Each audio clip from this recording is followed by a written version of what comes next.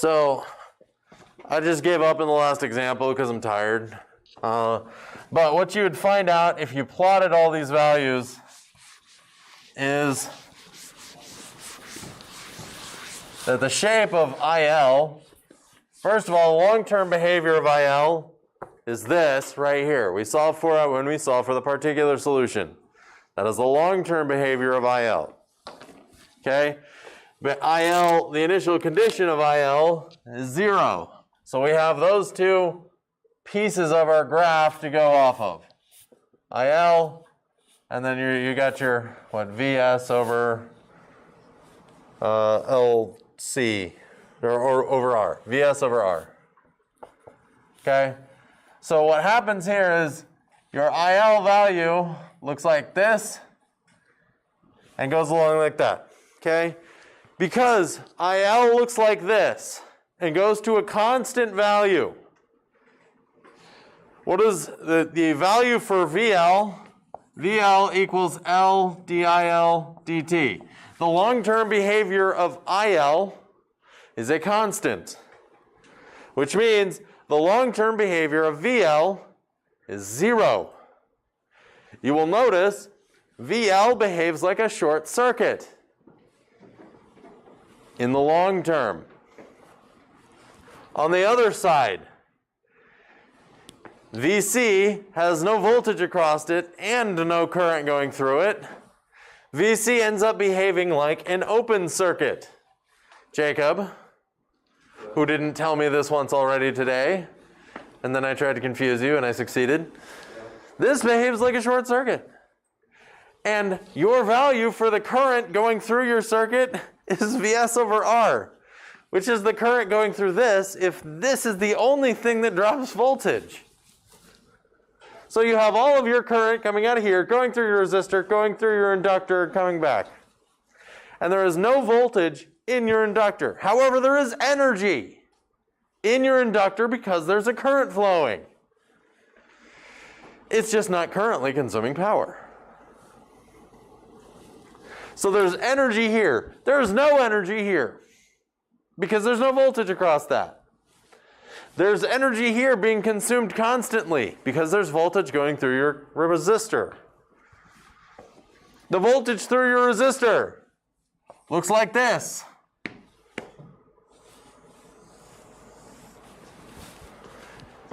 It's not exactly the same shape as this because there is some current that goes through your resistor that goes to your capacitor.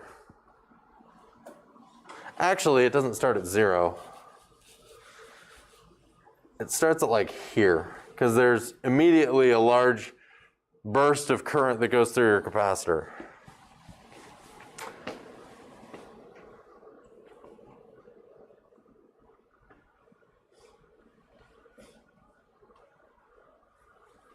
Okay?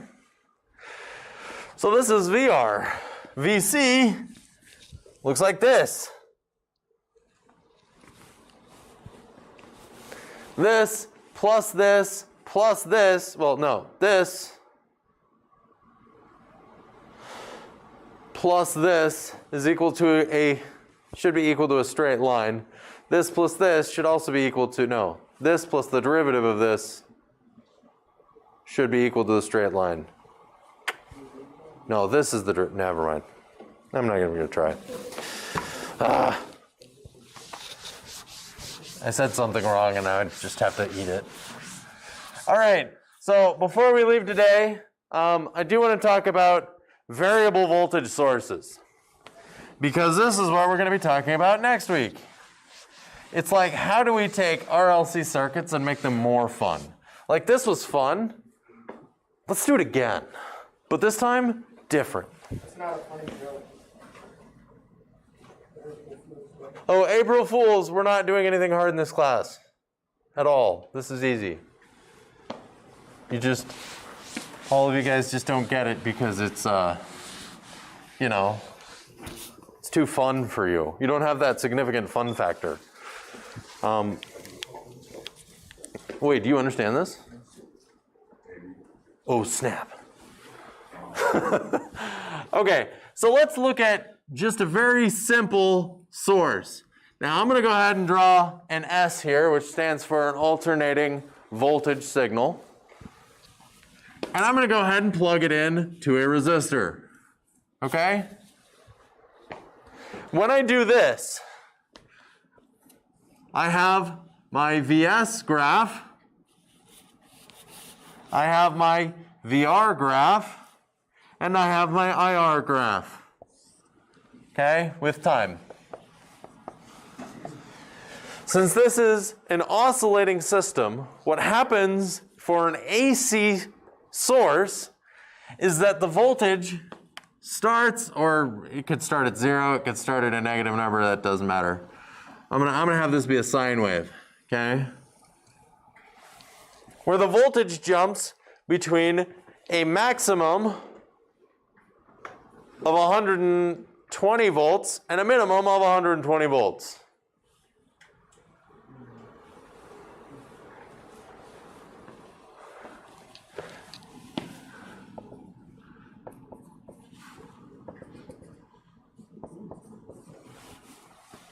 Okay, that's our voltage source.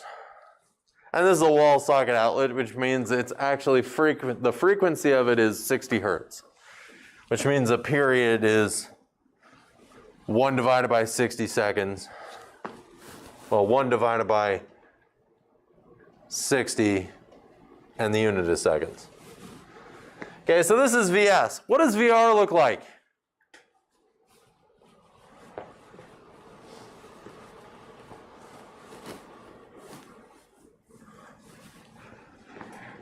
Well, in this instance, we're going to be forcing, because KVL has to be true, we are forcing these voltages to be equal. Which means your VR, of course, is going to look identical to your VS, just because they're plugged into each other. They have to be. Okay? But we do get unique behavior out of IR. How do you calculate IR?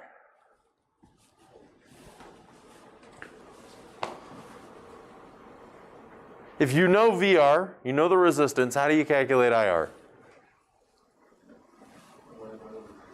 You just divide by R. So if I divide this by R, here is the graph I get. It's smaller, but it has the exact same shape. That's for a resistor. Now let's do this with a capacitor. Okay, so that's a resistor. By the way, I would draw these graphs in your map, in your notes. Tell Caden. Draw these graphs in your, because it's really helpful to know. Tell Caden. Okay. So now what if I were to take this exact same system, and instead of a resistor,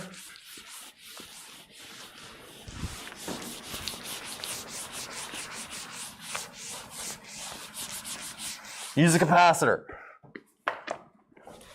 Okay? So, I got this, I got this, I got one of these, I got that. Okay? We'll do the exact same VS curve, sine curve. Okay? What does our VC curve look like?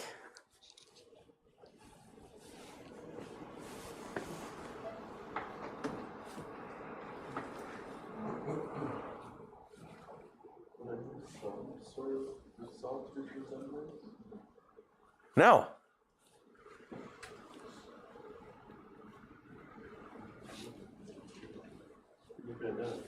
It's identical because KVL is still true. VC has to be equal to VS at all times t. Because that's it. That's KVL has to be true. VS equals VC. So they have the exact same curve. And that's just because they're the only components in the circuit. Now, again, once again, because this is a voltage-driven circuit, the current is weird. What does the current look like for here? What is the equation that links VC to IC?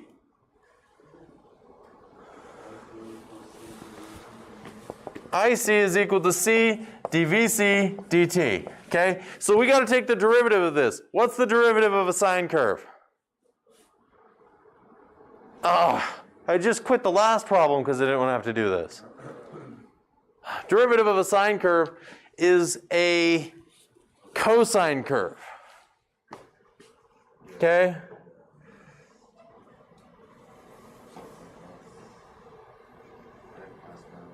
So I'm going to try to draw these so that they're at least similar.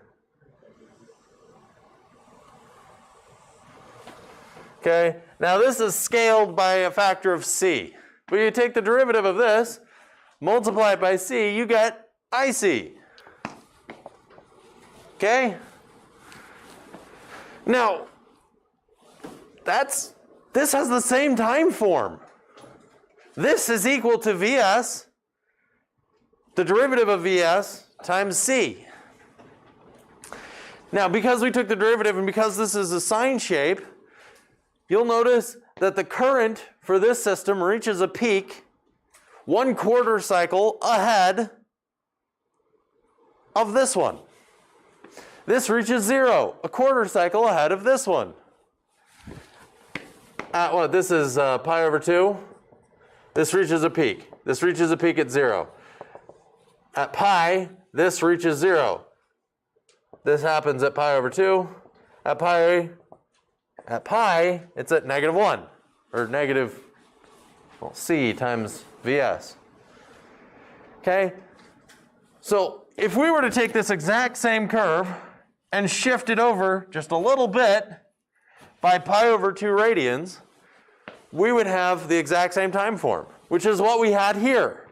Where if we were to just lay the current on top of the voltage, they happen at the same times. They hit 0 at the same times. They're holding hands, walk through life. Here, if we were to overlay IC over this,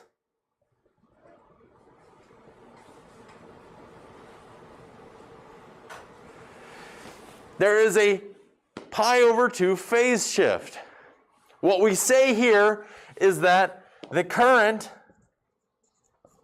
leads the voltage because this experiences a peak before this one does. And that's always true because of the nature of the fact that this is a derivative. Okay? So current leads the voltage. But we'll talk about this next week. But this has a phase change angle equal to pi over 2. Which just means if we take the phase and we make it pi over 2, phi over 2, whatever. We can do the same thing for the inductor. For the inductor, we plug it into an AC system. Okay? Graph of your Vs is the same. Okay, graph of your VL, once again, it has to be the same because there's only one component, VL has to be equal to Vs. And then the graph of our IL, well, the relationship between VL and IL is equal to 1 over L times the integral of VL. Which means if we take the integral of this, it starts here, goes here, here,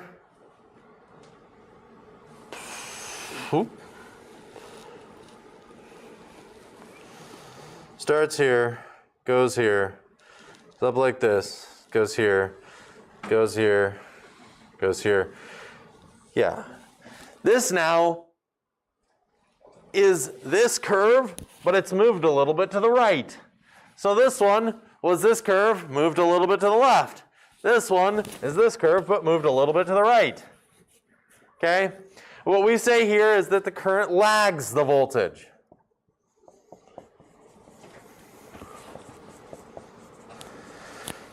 And our phi is equal to negative pi over 2.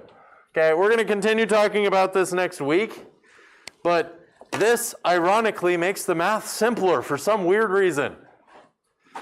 But we're going to talk about phasors and complex numbers, so. Okay, have a good weekend. Your quiz is due Tuesday. You have a reading assignment due Tuesday. And your project should also be due on Tuesday. Jacob,